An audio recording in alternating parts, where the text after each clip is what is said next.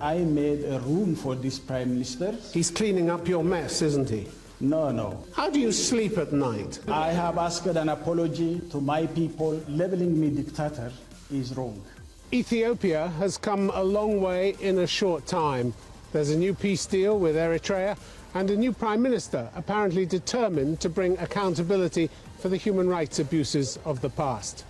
My guest this week here in Brussels is his predecessor, Hailemariam Desalegn, who denied for many years that human rights violations had taken place and whose government locked up many thousands of political prisoners. Has he no shame for the torture that was perpetrated and the lives that were ruined during his time in office?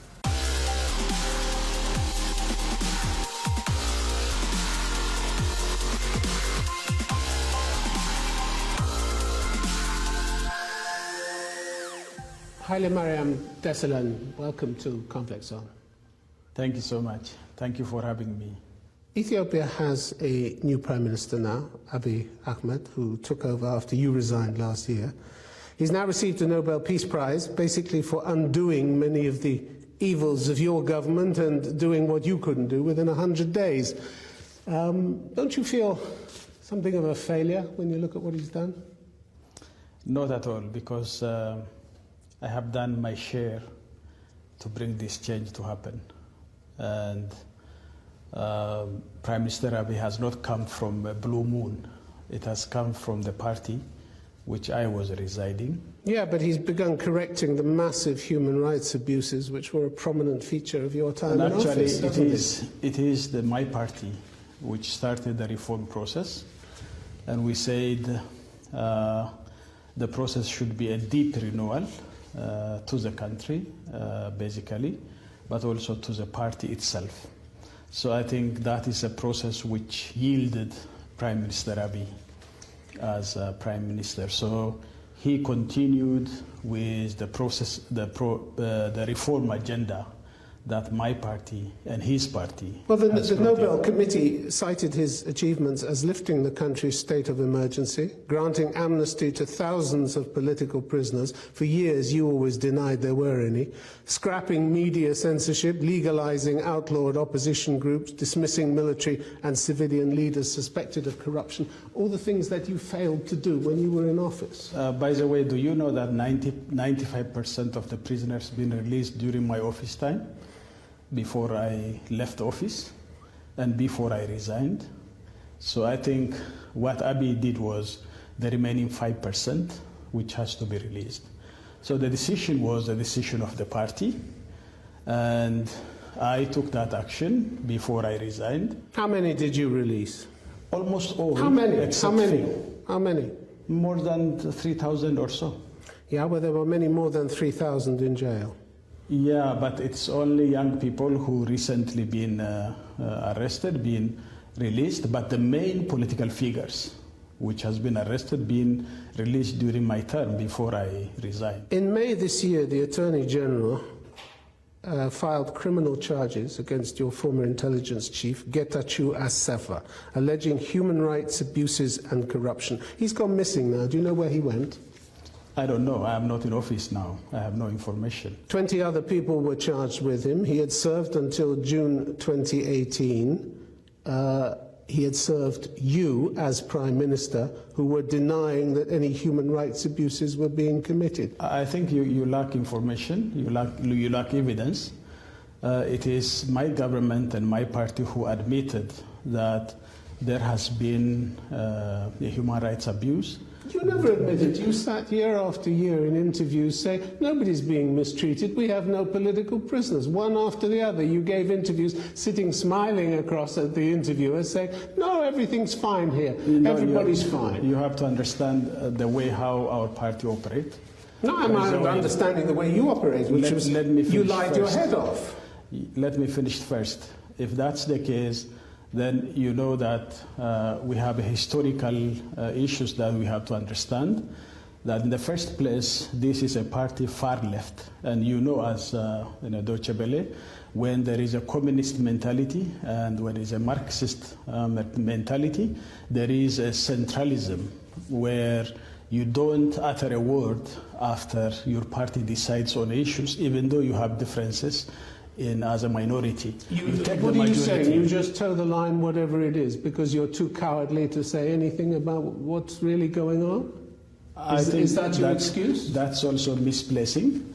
And the whole thing is that we believed in our party and the government that we need to reform our system, we need to bring about changes, and we need to democratize our country, and because that's a country with a number of interests, and there is an introduction of ethnic mobilized politics, which is very dangerous, and therefore we have decided that we need to go further and deeply in reforming our country. Well, which was something you didn't do. Yeah, I did. One of the first things, well, if you had done that, the Prime Minister, when he came in, Prime Minister Abiy, wouldn't have had to condemn police brutality, pledge to rein in the security services, tackle what he called economic mismanagement, corruption and rights abuses. All of this stemming from your time in office. This is also misplacing, because Prime Minister Abiy has not come from a blue moon. He has been. Doesn't matter where he came from. He was there with us. He's cleaning up your mess, isn't he? No, it's not. He's not cleaning up his messes. He's cleaning up your mess. He's cleaning up the mess you left behind. No, I think this is also misplacing, and I always say that, correctly, this is our party's admission of our collective mistake, and then we has put in place properly. He's done the things that you failed to do. By November last year, dozens of intelligence officers and high-level officials had been arrested, including people from the military-run Metals and Engineering Corporation, METEC, on charges of corruption and human rights abuses. You never put those charges to these people. That is the study which I introduced. No, you didn't. He finished. You didn't. I did it.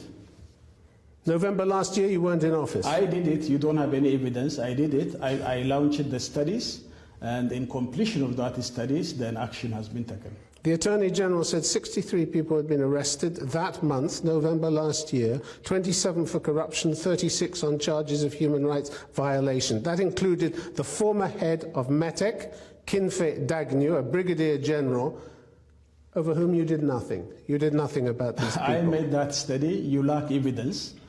I launched the study. I assigned a group of people who studied it. It's not about a study, it's charging people with human rights. No, you didn't charge them, and you didn't point to the corruption. You charge people after you study.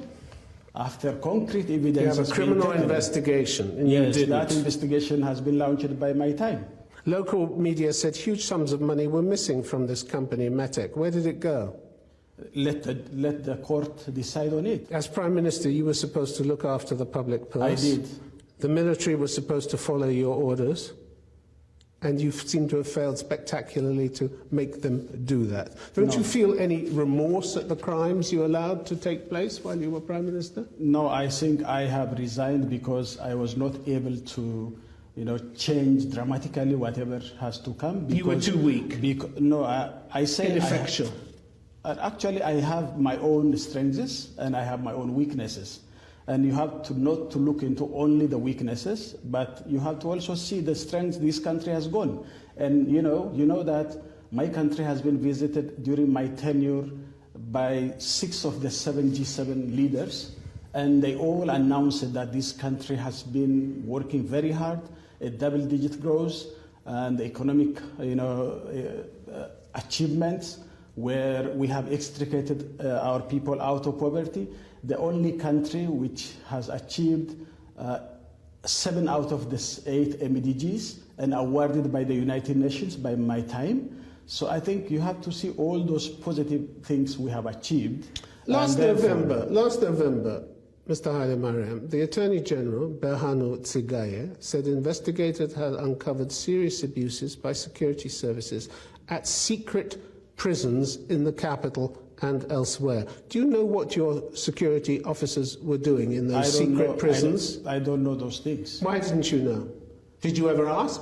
Did you ever visit? How can I do? If your intelligence doesn't give you information, how can you know? There were plenty of foreign reports that torture was going on, which you denied. And you did, and now you're telling me you didn't know what was going on. No, I didn't so know your exactly denials where were these false. Your denials were just pro forma denials. No, not the at all. way you denied everything when you were in office. No, not at all. You did. You sat there denying everything. You didn't know what was going on in these prisons. You didn't ask. You weren't interested. What I know is officially we know some of the abuses, and I have taken in my time some of the actions to correct those things. But I didn't know that there are, informal prisons which has been there. The Attorney General said there are people that have been blinded and held in darkness for long periods of time. Others have been left infertile because of blows to their genitals. There are some that had limbs broken.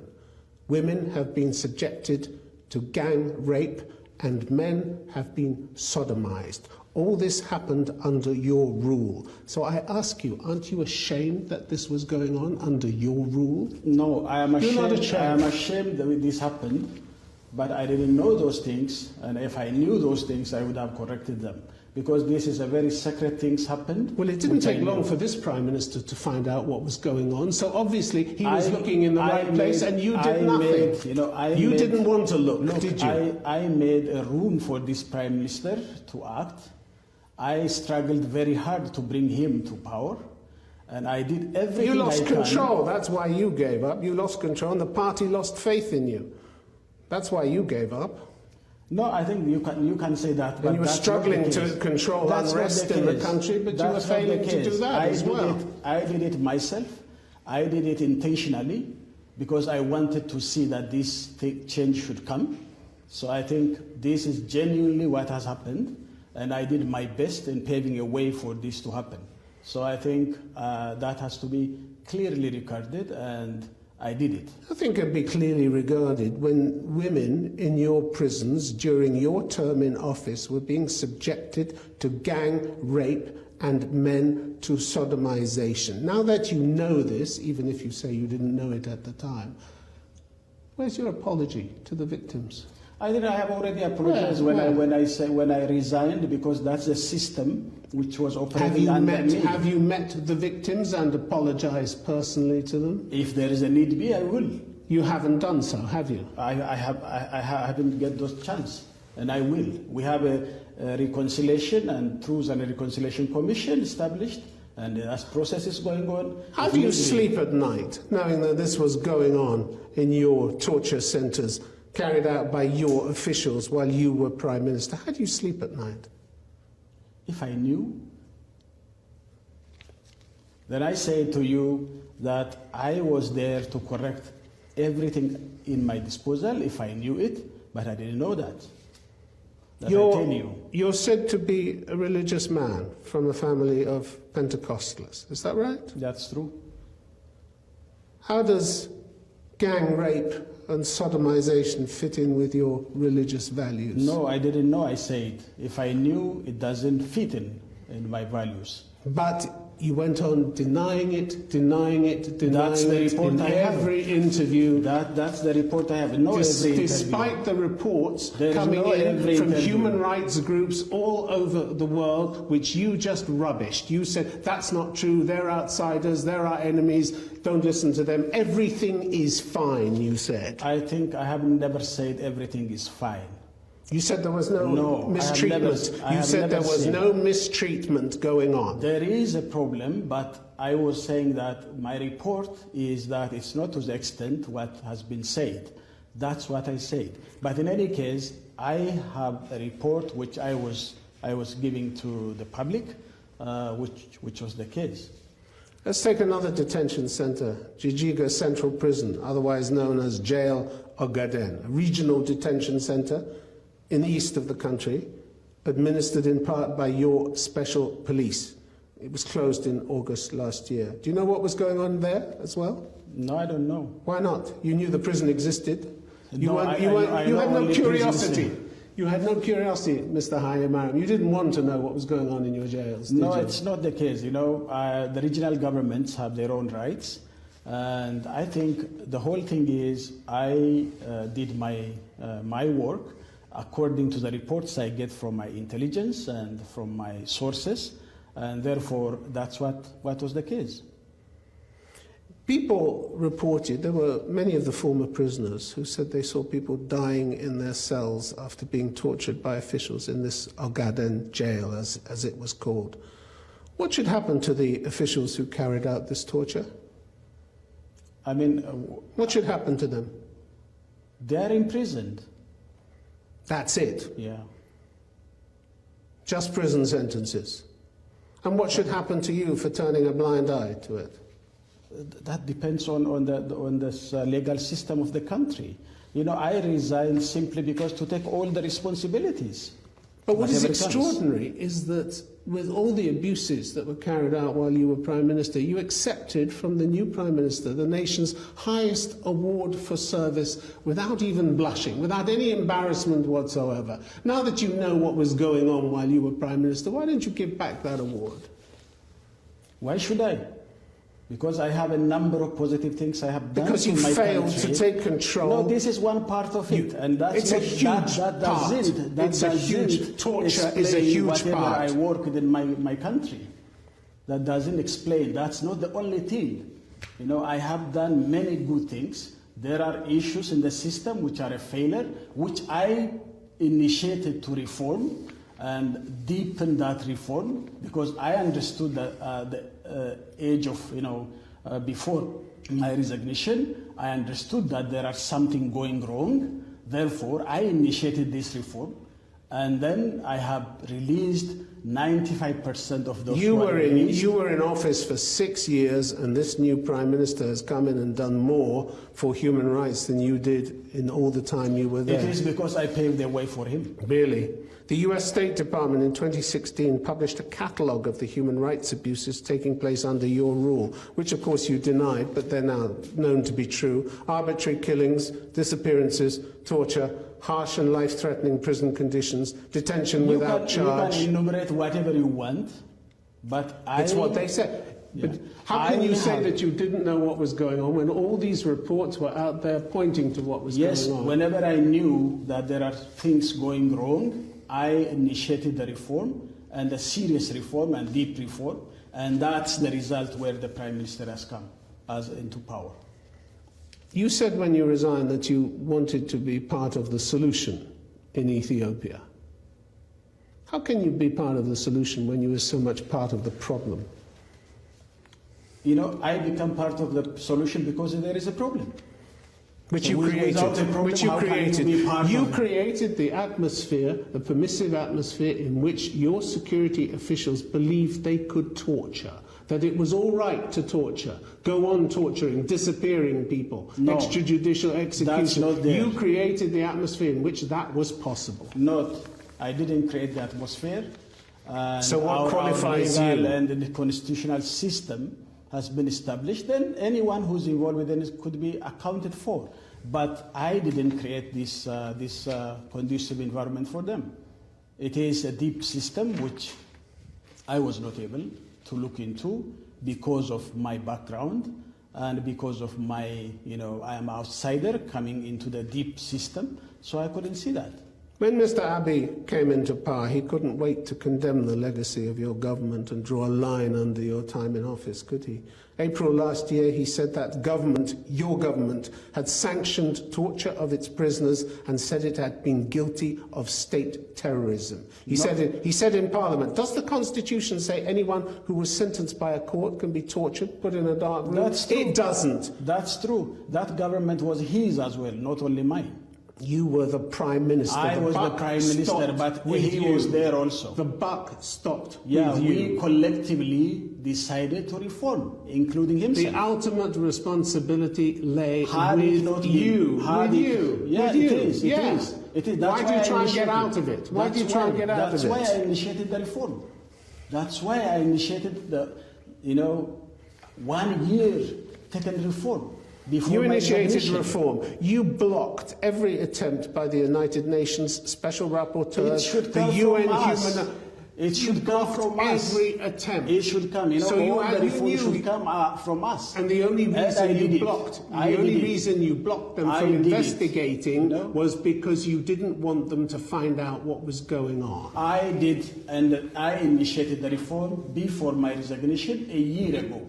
And that reform is what resulted Prime Minister Abiy to come to power. Hundreds of people were killed. To bring him to power. Hundreds of people were killed under your regime, and you refused to have an independent investigation led by the UN's chief human rights official. If you ask the killings, the last 1.5 years, the number of killings surpassed in 6 years what happened in my term. If you ask for killings, look, that is not the case.